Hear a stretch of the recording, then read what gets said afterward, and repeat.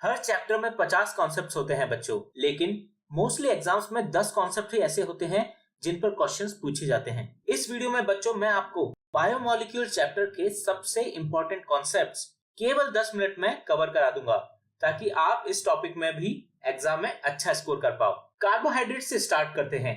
ये 3 टाइप्स के होते हैं, मोनोसैकेराइड्स, ओलिगोसैकेराइड्स एंड पॉलीसैकेराइड्स। ये सब हाइड्रोलिसिस होने पर कितने मोनोसैकेराइड्स देंगे, इस बात से इन्हें डिफाइन किया जाता है।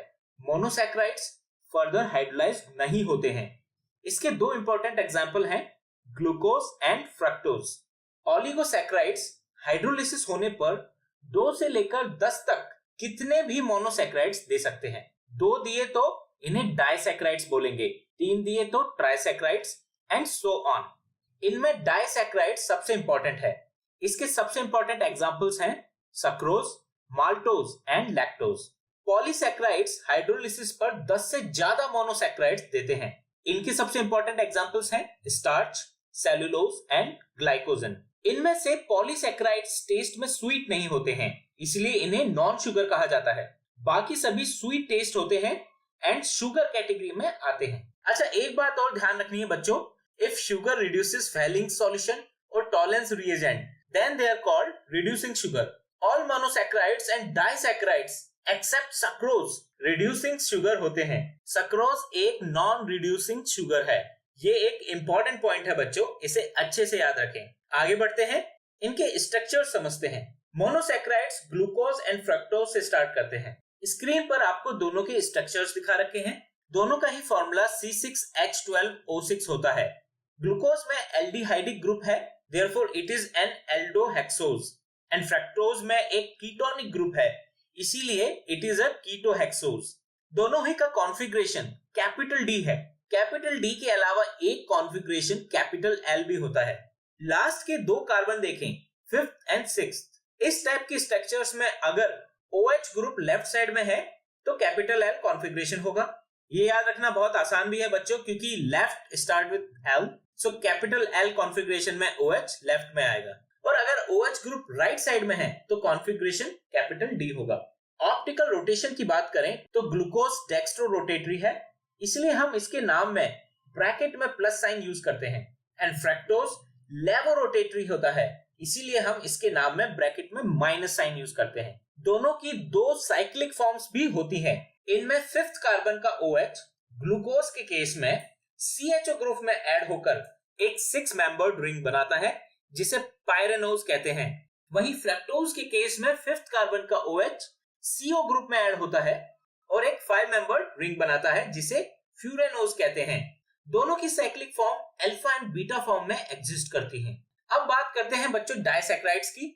इनके स्ट्रक्चर में 2 मोनोसैकेराइड्स यूनिट्स के बीच में एक ऑक्सीजन एटम लिंक्ड रहता है। इस लिंक को ग्लाइकोसिडिक लिंक कहते हैं।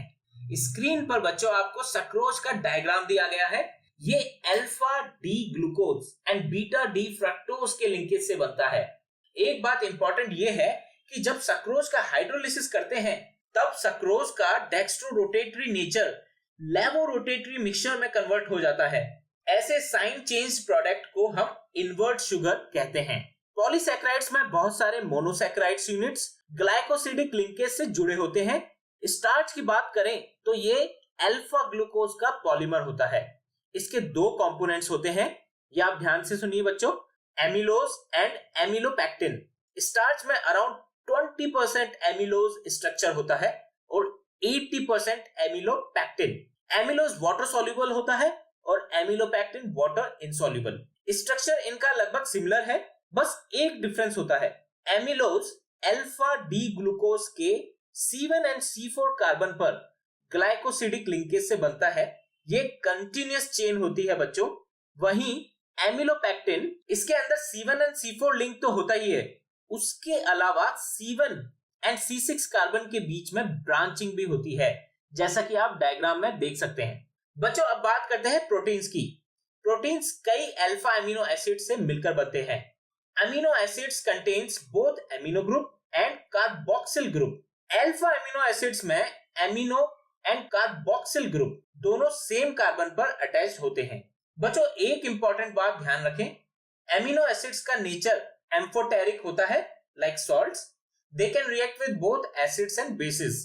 अगर एमिनो एसिड्स में एमिनो ग्रुप्स ज्यादा है तो उनका नेचर बेसिक होगा, कार्बोक्सिल ग्रुप ज्यादा है तो एसिडिक होगा, और दोनों ग्रुप इक्वल नंबर में है तो न्यूट्रल नेचर होगा। जो एमिनो एसिड्स हमारी बॉडी में बनते हैं उन्हें नॉन एसेंशियल एमिनो एसिड्स कहते हैं, for example glycine and alanine. वहीं जो एमिनो एसिड्स हमारी बॉडी में नहीं बनते और हमें डाइट्स के थ्रू इन्हें लेना होता है उन्हें एसेंशियल एमिनो एसिड्स कहते हैं, जैसे ल्यूसाइन एंड वेलाइन। दो alpha amino acids peptide linkage से कनेक्टेड होते हैं। पेप्टाइड लिंकेज में amino group and carboxyl group combine होते हैं। स्क्रीन पर आपको ग्लाइसिन एंड एलेनाइन का पेप्टाइड लिंकेज दिखाया गया है। यह एक डाइपेप्टाइड एमिनो एसिड है क्योंकि ये दो अलग एमिनो एसिड से मिलकर बना है। सिमिलरली पॉलीपेप्टाइड एमिनो एसिड्स वो होते हैं जिनमें 10 से ज्यादा डिफरेंट एमिनो एसिड्स होते हैं। एमिनो एसिड्स के बारे में सारी बातें हो गई, अब हम प्रोटीन्स पर आते हैं। प्रोटीन का स्ट्रक्चर 4 लेवल में समझा जा सकता है। प्राइमरी लेवल में पॉलीपेप्टाइड चेन्स के अंदर एमिनो एसिड्स किस सीक्वेंस में लिंक्ड हैं इसकी जानकारी मिलती है। सेकेंडरी लेवल उस पॉलीपेप्टाइड चेन्स की शेप की जानकारी देता है। शेप्स दो तरह से हो सकती हैं बच्चों, alpha helix and beta pleated sheet. Alpha helix structure में पॉलीपेप्टाइड चेन्स ट्विस्टेड रहती हैं in the form of A helix, जैसे कि डायग्राम में दिखाया गया है। इसमें NH ग्रुप अपने एडजेसेंट CO ग्रुप के साथ हाइड्रोजन बॉन्ड से जुड़ा होता है। ये बॉन्ड्स हेलिक्स स्ट्रक्चर को स्टेबलाइज करते हैं। वहीं बीटा प्लीटेड शीट स्ट्रक्चर में सभी पेप्टाइड चेन्स एक दूसरे की साइड में रहती हैं, parallel to each other, and ये चेन्स इंटरमॉलिक्यूलर हाइड्रोजन बॉन्ड के थ्रू एक दूसरे से जुड़ी रहती हैं। टर्शियरी स्ट्रक्चर में ये चेन्स फर्दर कैसे फोल्ड होती हैं इसका पता चलता है। फाइब्रस एंड ग्लोबुलर स्ट्रक्चर्स इसी कैटेगरी में आते हैं। फाइब्रस प्रोटीन्स में पॉलीपेप्टाइड की चेन्स एक दूसरे के पैरेलल होती हैं और एक दूसरे के साथ hydrogen bond and disulphide bond से जुड़ी रहती हैं। एग्जांपल है केराटिन एंड मायोसिन। ये प्रोटीन वाटर में इनसॉल्युबल होते हैं। On the other hand globular proteins में पॉलीपेप्टाइड्स की चेन्स कॉइल हो जाती हैं और स्फीरिकल शेप में रहती हैं। एग्जांपल है इंसुलिन एंड एल्ब्यूमिन। ये प्रोटीन्स वाटर में सॉल्युबल होते हैं। बच्चों, प्रोटीन्स में लास्ट कॉन्सेप्ट डीनेचुरेशन का है। When proteins are subject to change in temperature और चेंज इन pH वैल्यू, ऐसा होने पर इनमें प्रेजेंट हाइड्रोजन बॉन्ड्स डिस्टर्ब हो जाते हैं। For example, globules structure unfold हो जाता है, हेलिक्स स्ट्रक्चर अनकॉइल्ड हो जाता है। This is called as denaturation of protein. इसके एग्जांपल है coagulation of egg white on boiling and curdling of milk. अब बात करते हैं बच्चे न्यूक्लिक एसिड्स की। दो टाइप के न्यूक्लिक एसिड्स होते हैं, डीएनए एंड आरएनए।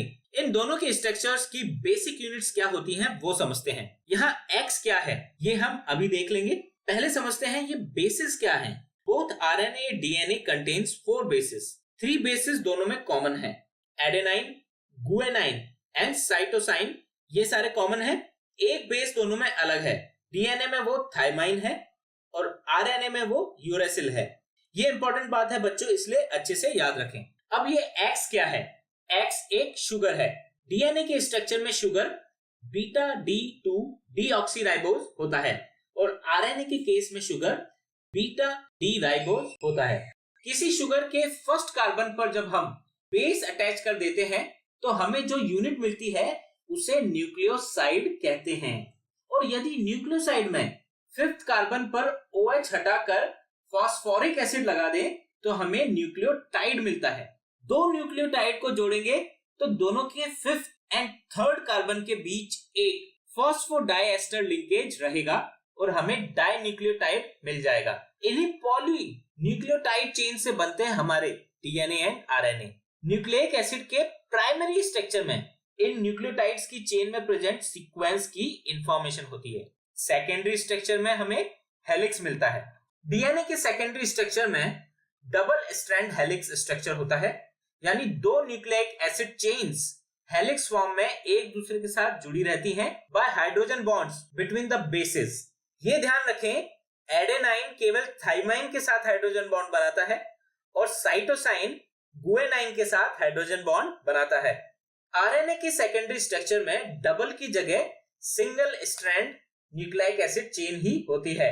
3 टाइप के आरएनए होते हैं बच्चों, messenger RNA, ribosomal RNA and transfer RNA. अब बात करते हैं बच्चों हार्मोन्स की।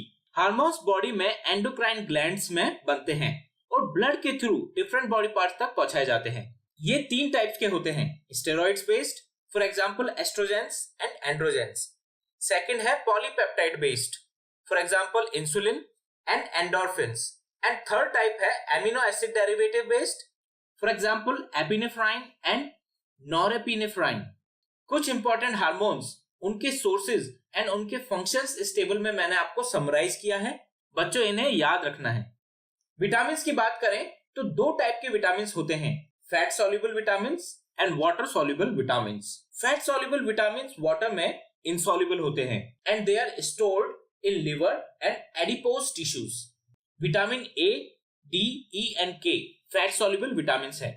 B group vitamin and vitamin C water soluble हैं और इन्हें हमें थ्रू डाइट रेगुलरली सप्लाई करना चाहिए, as they are readily excreted in urine and cannot be stored in our body. Only exception is B12 vitamin which can be stored in our body for several years. Important vitamin के नाम, sources and उनकी कमी से कौन सी disease होती है, उनका नाम इस टेबल में दिया गया है, इसे जरूर याद कर लें। तो बच्चों आई होप अब आप बायोमोलिक्यूल टॉपिक में कंफर्टेबल हो गए हैं। अगर नहीं हुए हैं तो एक बार फिर इस वीडियो को जरूर देखें एंड आई एम 100% श्योर अब आप इस टॉपिक में एग्जाम में अच्छा परफॉर्म करेंगे। Best of luck for your exams बच्चों।